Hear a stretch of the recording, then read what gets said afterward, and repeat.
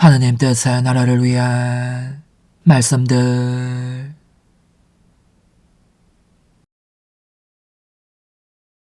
천상의 책 4권 31장 1900년 11월 13일. 알아들을 수 없는 하나님의 신비. 인간의 수많은 불행 및 교회의 수모와 병폐를 보다 예수님께서 오시지 않은 며칠을 심한 고통 속에서 보내고 영성체를 하고 나자 쌍둥이로 태어난 듯 똑같이 생긴 데다 똑같이 매우 예쁜 3명의 아기들이 보였다. 기가 막히도록 놀라운 것은 그렇게도 예쁜 아기들이 나처럼 천하기 이를 데 없는 인간의 내면에 있다는 점이었다. 그런데 이 새 아기들이 손에 든 세 개의 금줄로 그들 자신을 내게 곧 내 심장에 묶고 있는 것을 보았으니 더욱더 놀라지 않을 수 없었다. 그런 다음 그들은 각각 자기의 자리에 앉은 듯한 자세로 어떤 문제에 대하여 서로 논의하기 시작하였다. 나는 그들의 고차원적인 언어를 이해할 수 없었기에 여기에 옮겨 적을 수도 없다.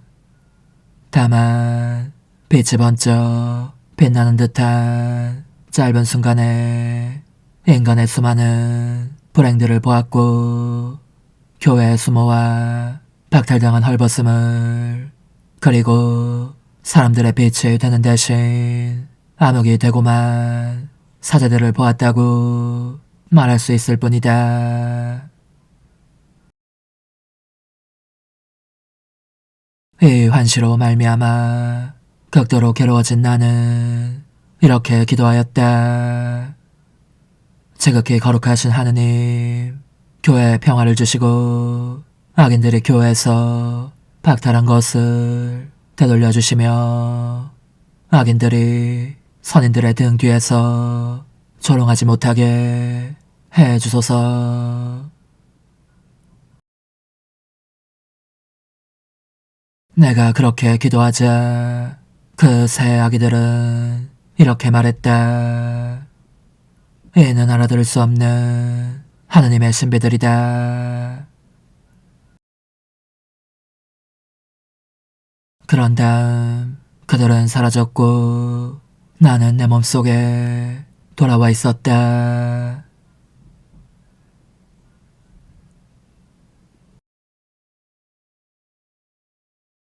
천상의 책 4권 38장 1900년 11월 25일. 고통을 기쁨으로 쓴맛을 단맛으로 바꾸는 참 사랑의 본성. 최고한 가치는 인간의 뜻이 하느님의 뜻과 결합되는 데 있다.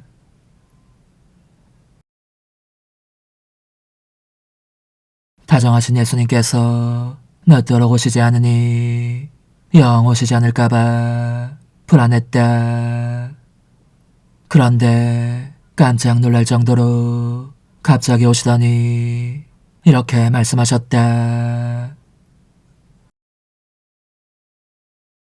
내 사랑아, 하나의 행위가 사랑하는 사람을 위하여 행해지는 때가 언제인지 알고 싶으냐. 희생과 고통을 만나는 즉시 감미로움과 즐거움으로 바꿀 줄 아는 능력이 있을 때이다. 고통을 기쁨으로, 쓴맛을 단맛으로 변화시키는 것, 이것이야말로 참 사랑의 본성인 것이다. 그 반대 현상이 나타나면 현재 수행 중인 행위가 참 사랑으로 행해지고 있지 않다는 표제이다. 나는 하느님을 위해서 이 일을 하고 있습니다. 라고 하는 소리를 너는 상당히 자주 들을 것이다. 그러나 그렇게 말하는 이들이 어려움에 봉착하면 물러서고 만다. 그리하여 그들이 하고 있었던 일이 하느님을 위한 것이 아니고 그들 자신의 이익과 기쁨을 위한 것이었음을 분명히 드러낸다. 그리고 그분께서는 이렇게 덧붙여 말씀하셨다. 일반적으로 인간 자신의 의지가 모든 것을 망치고 지극히 거룩한 것도 오염시킨다고들 한다. 그러나 바로 이 의지가 하느님의 뜻과 결합되면 그것을 능가하는 것이 달리 없을 정도의 가치를 지니게 된다. 과연 그렇다. 왜냐하면 하느님의 뜻이 있는 곳에는 선행을 행할 생명이 있지만 이 뜻이 없는 곳에는 선행을 할 수 없는 죽음이 있거나 혹은 너무 고달파하면서 행하기에 죽어가는 것처럼 보이는 자들만 있기 때문이다.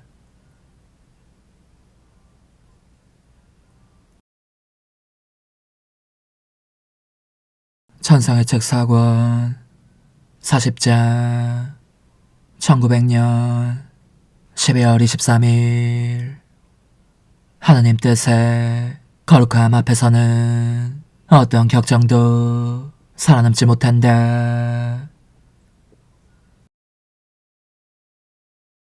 예수님과 나 사이에 기나긴 침묵의 나날을 보내고 나니 내 마음속이 텅 빈 것 같았다. 오늘 아침 드디어 예수님께서 오셔서 이렇게 말씀하셨다. 내 사랑아, 너가 그토록 애타게 나와 이야기를 하고 싶어하니 대관절 할 말이 무엇이냐? 나는 몹시 당황하면서 이렇게 여쭈었다. 인자하신 예수님, 저는 당신과 당신의 거룩하신 뜻을 열렬히 사랑하고 싶습니다. 그렇게 되도록 해주신다면 더할 나위 없이 기쁘고 행복하겠습니다. 그분께서는 이렇게 덧붙여 말씀하셨다. 한마디로 말하자면 너가 하늘과 땅에 있는 것 가운데 가장 위대한 것을 정함으로써 모든 것을 움켜잡은 셈이다. 그러니 나도 이 거룩한 뜻 안에서 너의 청을 기꺼이 들어주고 싶다.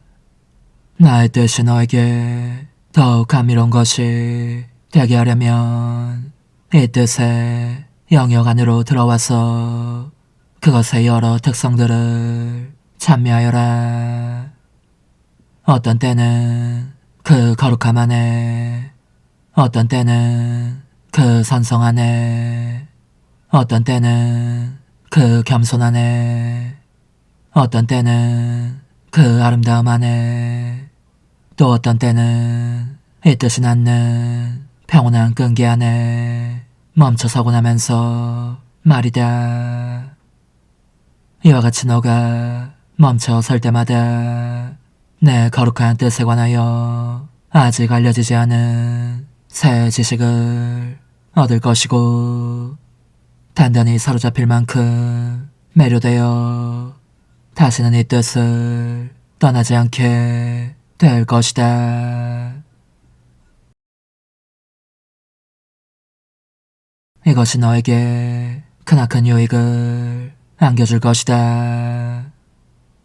내 뜻 안에서는 언제나 무장이 되어 있는 셈이기에 너의 격정들과 싸울 필요조차 없을 테니 말이다.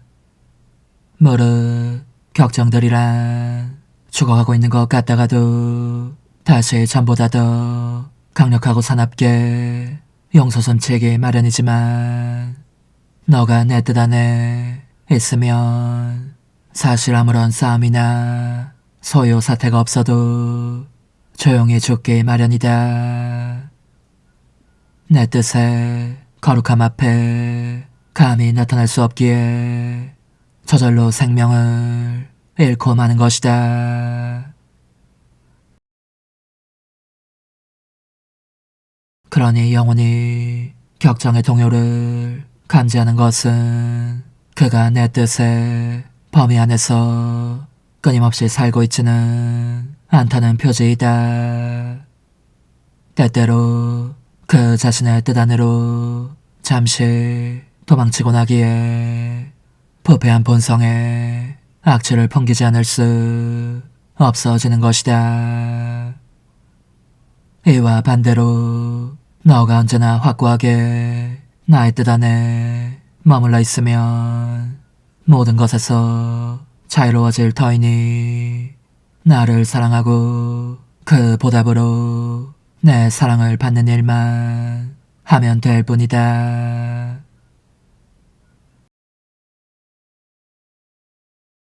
그 뒤 복되신 예수님께서 가시관을 쓰고 계신 것을 본 나는 그분의 머리에서 그것을 천천히 벗겨 내 머리 위에 올려놓았다. 그리고 가시가 완전히 박히도록 눌러 쓰고 나자 그분께서 사라지셨고 나는 내 몸속으로 돌아와 있었다. 그분의 지극히 거룩하신 뜻 안에 머물러 있고 싶은 간절한 열망과 함께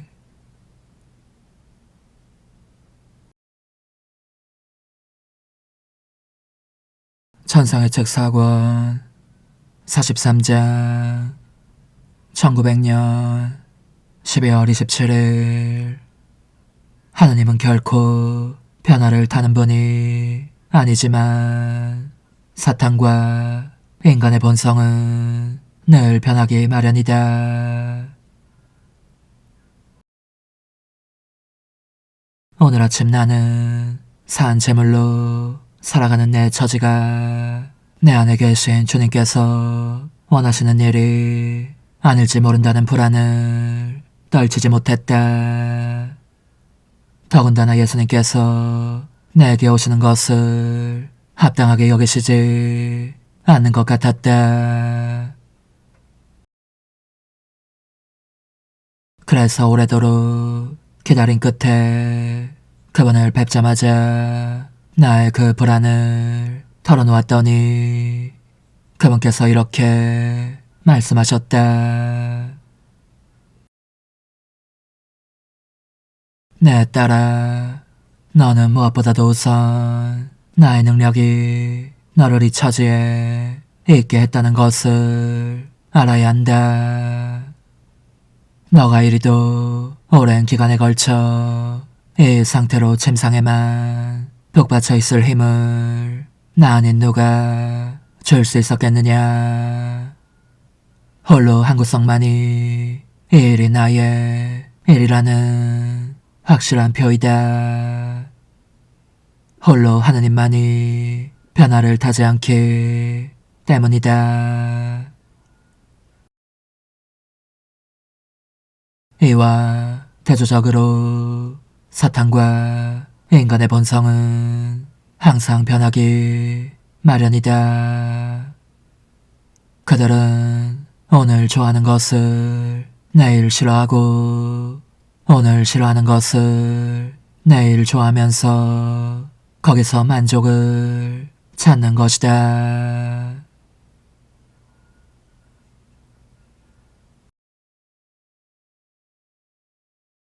천상의 책 4권 44장 1901년 1월 4일 하느님 없는 영혼의 불행한 상태. 예수님을 뵙지 못한 채 불안해하면서 괴로운 며칠을 보내고 나자 내 마음 안에 어두운 지옥이 느껴졌다. 예수님의 부재로 하여 모든 격정들이 나타나서 그 자체 어둠을 각각으로 퍼뜨렸으므로 내가 어디 있는지도 모를 정도가 되는 것이었다. 그러니 하느님 없는 영혼의 상태는 얼마나 불행한가. 하느님이 없는 영혼은 이 땅에서도 이미 내적으로 지옥을 느끼게 된다고 할 수 있을 것이다. 그런데 내 상태가 바로 그런 것이었다. 영혼이 지옥 고통으로 잡아찢기는 느낌이었으니 말이다. 그동안 겪은 것을 어찌다 말할 수 있으랴. 그 생각에 골몰하지 않기 위해서 다시 글쓰기를 계속하겠다. 그런데 오늘 아침 영성틀 했을 때에 비탄의 절정에 있었던 나는 주님께서 내 안에서 나오시는 것을 느꼈다. 그분의 모습을 뵈면서 불현듯 나무 십자구상인지 아니면 정말 살아계신 그분인지 자세히 보고 싶었다. 그렇게 살펴본 뒤에야 그분께서 산채로 십자가에 달려 계신다는 것을 알았다. 그분께서는 나를 바라보시며 이렇게 말씀하셨다. 너 안에 있는 내가 나무로 만들어진 모습으로 보인다면 너의 사랑은 단지 표면적인 것에 불과할 것이다. 극기와 아울러 참되고 신실한 사랑만이 나로 하여금 나를 사랑하는 사람의 마음 안에서 일어나게 하고 살게 하며 십자가에 못 박히게 하기 때문이다. 나는 그분을 뵙자 자신이 너무나 악해 보여서 그분 앞에서 달아나고 싶었다. 그러나 그분께서는 잇따라 이렇게 말씀하셨다. 어디로 가려고 하느냐? 나는 빛이니 너가 어디로 가든지 내 빛이 너를 완전히 휩싸을 것이다. 그런데 어찌된 일인지 모르겠지만 예수님과 그분의 빛과 음성 앞에 있게 되자 격정들이 사라지고 조그만 아기와 같이 되는 것이었다. 그래서 나는 완전히 다른 인간이 되어 내 몸속에 돌아오게 되었다. 이 모든 것이 하느님의 영광을 위한 것이 되고 내 영혼을 밝히는 빛이 되기를 빈다.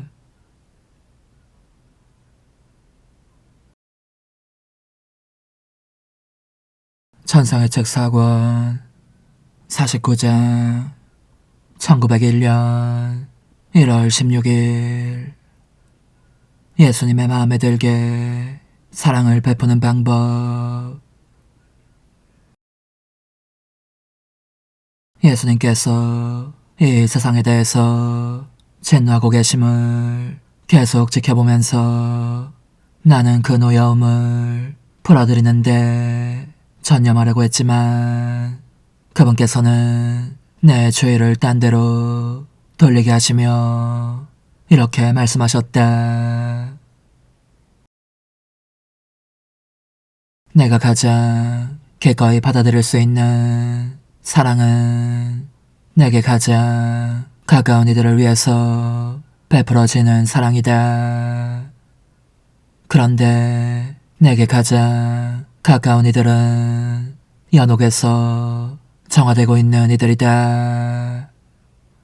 그들은 나 연총 안에 굳건히 있기 때문이다. 나의 뜻과 그들의 뜻 사이에는 아무런 대립이 없다. 그들은 끊임없이 내 안에서 살면서 열렬히 나를 사랑하고 있다. 나는 그들이 스스로에게는 최소한의 위안도 주지 못한 채 내 안에서 고통받고 있는 것을 보지 않을 수 없지만 말이다. 오, 나에게 멀리 있지 않고 가까이 있는 이 영혼들, 가까이 있을 뿐더러 바로 내 안에 있기도 한 이들의 상태로 말미암아 내 가슴이 얼마나 미어지는지. 그러니 그들을 도와주려고 오는 사람들이야말로 내 마음을 얼마나 기쁘게 하는지 모른다. 너의 어머니와 여동생이 스스로를 도울 수 없는 상태로 고통을 받으면서 너와 함께 살고 있다고 가정해보아라. 그리고 역시 고통 중에 있지만 스스로를 도울 수 있는 어떤 사람이 너의 집 밖에서 살고 있다고 생각해보아라. 어떤 사람이 스스로를 도울 수 있는 저 낯선 사람보다 너의 어머니나 여동생을 돌보며 그 고통을 덜어주려고 한다면 너의 마음이 더 기쁘지 않겠느냐. 물론 더 기쁠 것입니다. 주님. 하고 내가 대답하자 그분께서 이렇게 덧붙이셨다.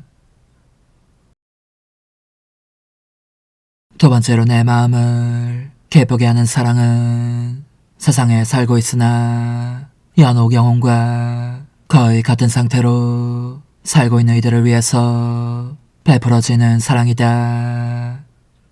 즉, 나를 사랑하고 언제나 내 뜻을 행하며 자기네 일인 것처럼 나의 일에 관심을 기울이는 이들이 공공이나 고통에 짓눌려 있을 때에 어떤 사람이 그들을 도우며 그 고통을 덜어주려고 마음을 쓴다면 다른 이에게 그렇게 한 것보다 내 마음을 더욱 기쁘게 하는 사랑이 될 것이다. 그리고 예수님께서는 물러가셨다. 그런데 나 자신의 몸속에 다시 돌아와 있노라니 이 말씀이 진리와 맥을 같이 하지 않는 듯한 느낌이 들었다. 그러나 흠성할 예수님께서 다시 오셨을 때에 그것이 얼마나 진리와 일치하는지를 깨닫게 해주셨다. 아직 설명이 요구되는 것은 다만 그분에게서 떨어져 나간 이들, 그 죄인들에 관한 것뿐이다. 이 사람들을 다시 그분께 결합시키려고 노력하는 사람은 누구든지 그분의 마음을 매우 기쁘게 해드리는 것이다. 그러나 여기에는 한 가지 차이점이 있다. 불행에 짓눌린 한 죄인이 있는데 누군가가 그의 회개를 위해서 일하는 것이 아니라 물질적으로 그를 도우며 고통을 덜어주기 위해서 일한다고 가정해보자. 이 일이 은총 지위에 있는 이들을 위해서 행해진다면 주님께서 더욱 기뻐하실 것이다. 왜냐하면 그들의 고통은 그들에 대한 하느님의 사랑과 하느님에 대한 그들의 사랑에서 나오는 하나의 결과이기 때문이다. 그러나 죄인들이 고통을 받는다면 주님께서는 그들 안에서 죄와 완고한 의지를 나타내는 표를 보시는 것이다. 이것이 내가 이해한 것으로 여겨지는 점이다. 진리와 부합하건 않건 그 나머지에 대해서는 나를 판단할 권한이 있는 이들의 판단에 맡길 따름이다.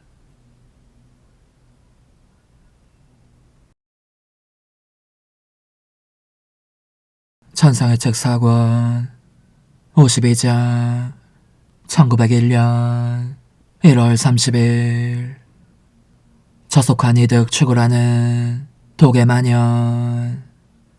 예수님의 덕행과 공로는 영원한 삶을 향한 지상 여정에서 모든 이가 각각으로 의탁할 수 있을 만큼 많은 성체들이다.